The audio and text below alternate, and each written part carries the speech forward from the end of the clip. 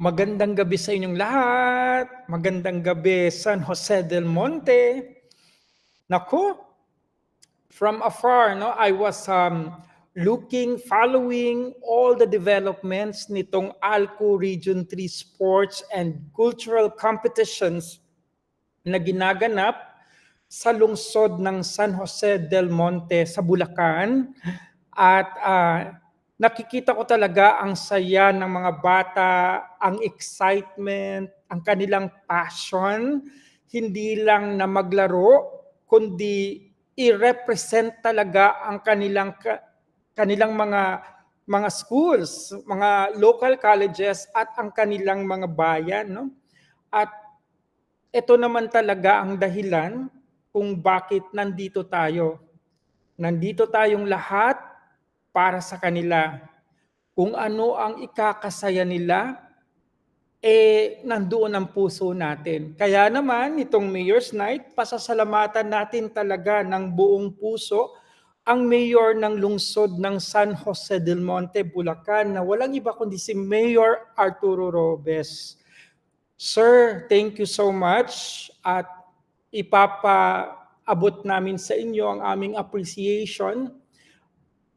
Ang City College of San Jose del Monte po ay isa sa pinakamaganda sa buong Pilipinas na campus.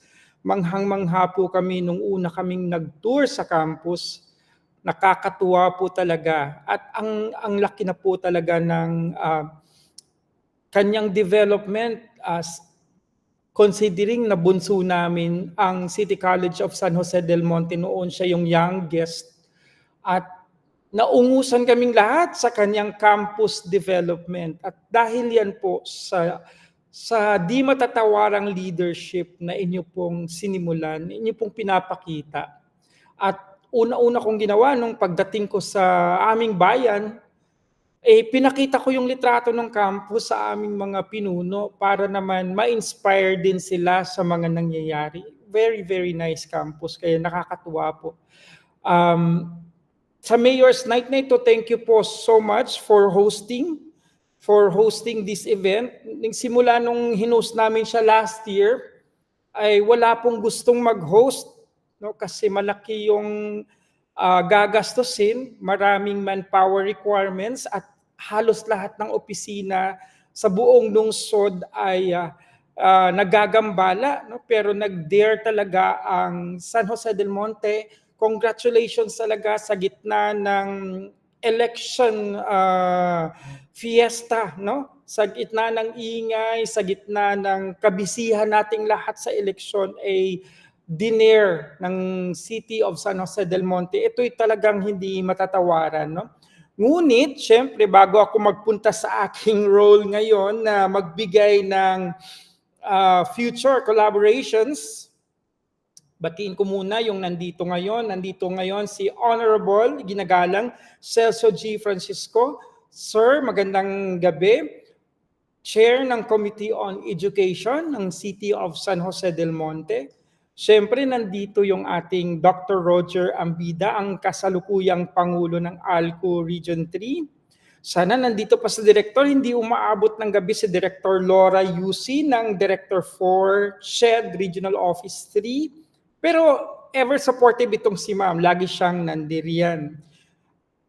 Of course, nandito ang ating Mayor, Sir, Chair ng Board of Trustees ng City College of San Jose del Monte, no? Sa City Mayor of the City of San Jose del Monte, Bulacan. Of course, nandito si Honorable Congresswoman Florida P. Robes, no? Isa sa pinakamagandang congresswoman natin sa Philippines. Nandito rin yung Attorney Gloria Banyas, ang aming Pangulo last year. At ngayon kasalukuyang Vice President for External Affairs ng ALCO Philippines. Hello, ma'am. At nagsisilbi ding Secretary ng ALCO Region 3, Pangulo ng City of San Fernando. At nandito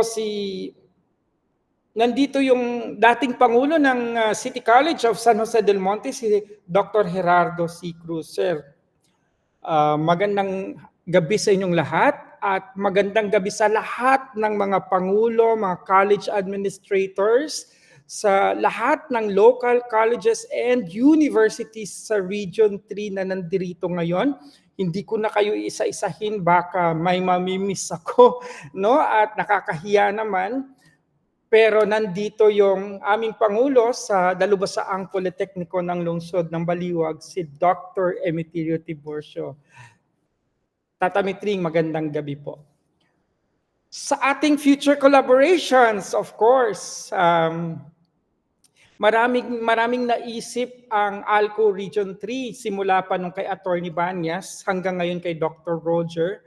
Mga magagandang proyekto na pwede natin i-collaborate, no? Isa na riyan yung dati magpo-pool tayo ng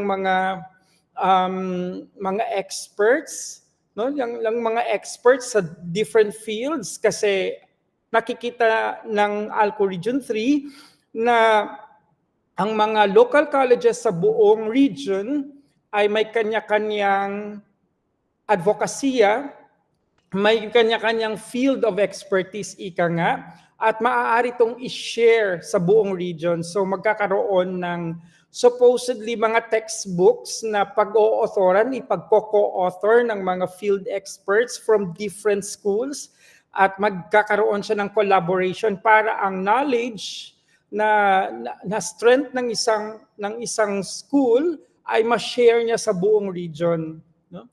At last meeting, nung nasa Gapan City College tayo sa siyudad ng Gapan, ay may nabanggit na dapat hindi lang students ang magkakaroon ng mga activities na gaya nito, kundi isama na din ang faculty and staff.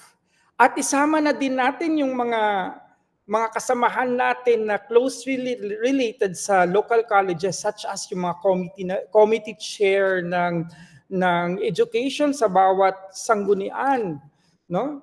Panglungsod man o pambayan, isama na natin yung mga stakeholders, ika nga, para active ang kanilang participation at ramdam nila na bahaging-bahagi sila sa ating local college, no? At marami pang collaboration, no? At noong na-handle ng Dalubasaang Politekniko ng Lungsod ng Baliwag ang sports and cultural competitions last year, naisip talaga ng lahat na napakaganda nun at hindi na to mapapantayan. Pero nakita ko napantayan ito at naungusan ito ng City of San Jose del Monte. Kaya palakpakan natin ang City of San Jose del Monte dahil sa napaka-organized na event at saka napakasaya as in ang dami-daming delegates, no? At nahirapan talagang mag-house dito pero successful ang pagka-house sa kanilang lahat, no?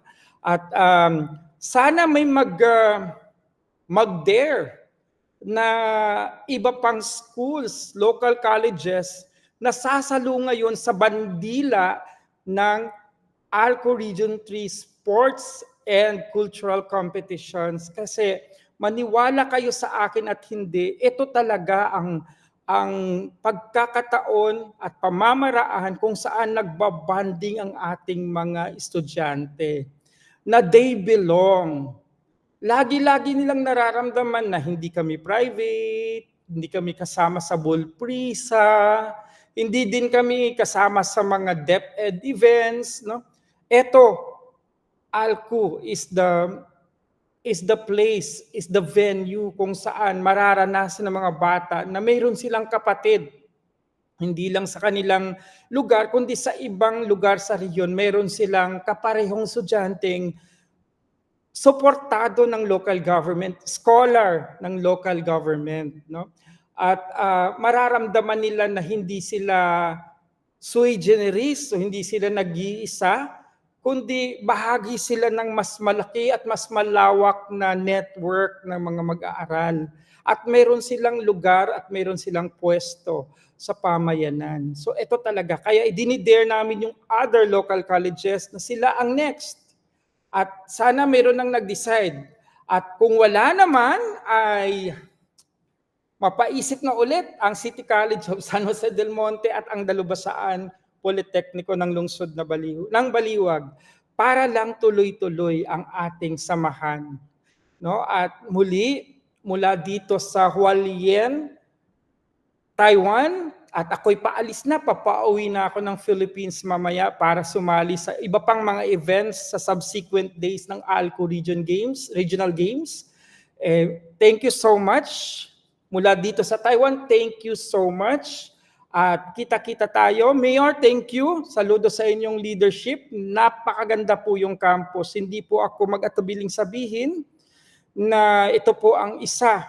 Kasi naikot ko na po ang mga campuses ng mga local colleges sa buong Pilipinas. Ito po ang pinakamaganda, ang City College of San Jose del Monte. Thank you po. Doc Roger, saludo po sa inyo. Congrats. At sa lahat ng mga presidents, isang mahigpit na yakap at congrats sa inyong lahat. See you! Bye!